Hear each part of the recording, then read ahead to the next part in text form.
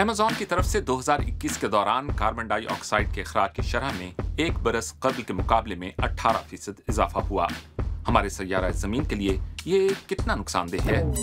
ठीक है, 18% काफी ज्यादा सुनाई देता है, मगर ये हकीकत में है कितना और क्या इसकी जिम्मेदार अकेली अमेज़न ही है?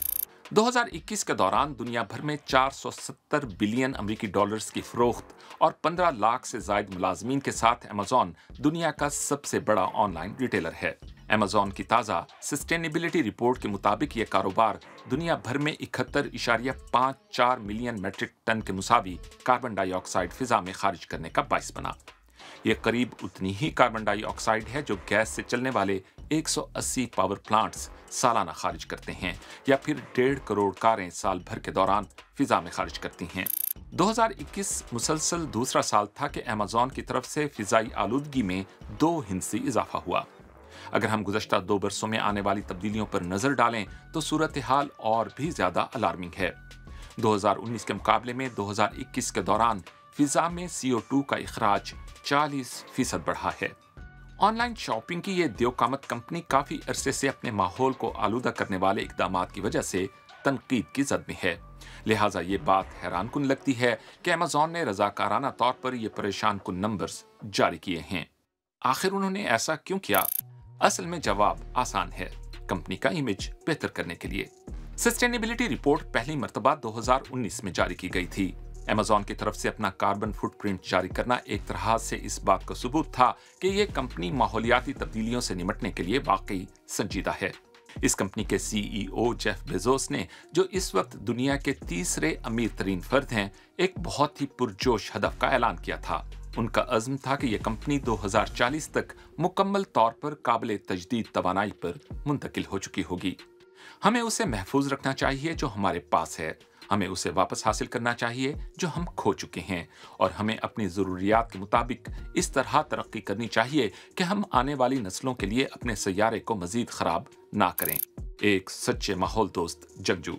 उन इकदामात के अलावा जिनका मकसद मस्बत पब्लिसिटी का हुसूल है, मिसाल के तौर पर 1 लाख इलेक्ट्रिक डिलीवरी वैगनों का ऑर्डर, बेजोस माहौल दोस्त प्रोजेक्ट्स में भी मदद करते हैं। उनकी तरफ से अर्थ फंड कायम किया गया है, जिसमें इस दिहाई के दौरान माहौलियाती तब्दीलियों से निपटने के लिए $10 बिलियन खर्च किए जाएंगे। ये सुनाई तो बहुत अच्छा देता है, मगर हालिया जारी करदा आदाद शुमार में मस्बत नताइज क्यों दिखाई नहीं दे रहे? इसका वाज़ेह जवाब खुद अमेज़न की अपनी सस्टेनेबिलिटी रिपोर्ट देती है। अपनी कंपनी की तरफ से कार्बन के अखराज के खात्मे की कोशिशों के साथ साथ अमेज़न तेजी से फैल रहा है। वबा के दौरान अपने सार्फिन की ज़रूरियात को पूरा करने के लिए हमने अपने कारोबार को बेमिसाल रफ्तार से बढ़ाया है।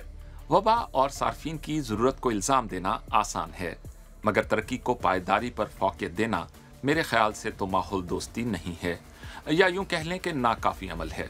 और अमेज़न अभी भी माहौल के लिए नुकसानदेह अपने कुछ इक़दामात को तर्क करने पर तैयार नहीं।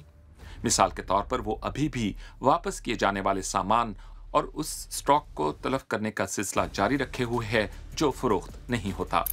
मगर इसके लिए एक और फ्रीक भी जिम्मेदार है, हम सार्फिन। वबा के दौरान ऑनलाइन शॉपिंग का सिलसिला इंतहाई तेजी से बढ़ा। मुझे गलत मत समझें, ऑनलाइन शॉपिंग करना लाजमी नहीं कि कोई गलत चीज है, और गुज़श्ता बरसों में तो इससे बचना इंतहाई मुश्किल रहा। अमेज़न पर किसी चीज के लिए ऑर्डर देना इंतहाई आसान है, उसी दिन डिलीवरी भी जबरदस्त चीज है, और फिर किसी चीज को वापस करना भी बहुत आसान है। अमेज़न की हिकमत अमली के कस्टमर को हर चीज का मरकज होना चाहिए, वो चीज है जो इसकी आलमी कामयाबी में अहम किरदार अदा कर रही है। दूसरी तरफ ये आदाद शुमार पर मबनी बल्कि जारहाना रिकमेंडेशन के तौर पर एडवर्टाइजिंग सिस्टम है जो हमें वो चीजें भी खरीदने पर मजबूर कर देता है जिनकी हमें जरूरत ही नहीं होती। फिर बड़ी तादाद में चीजों की वापसी जिन्हें तलफ कर दिया जाता है, और उन चीजों की वापसी की मद में कई मिलियन लीटर पेट्रोल का ज़िया हमारी आंखें खोलने के लिए काफी होना चाहिए।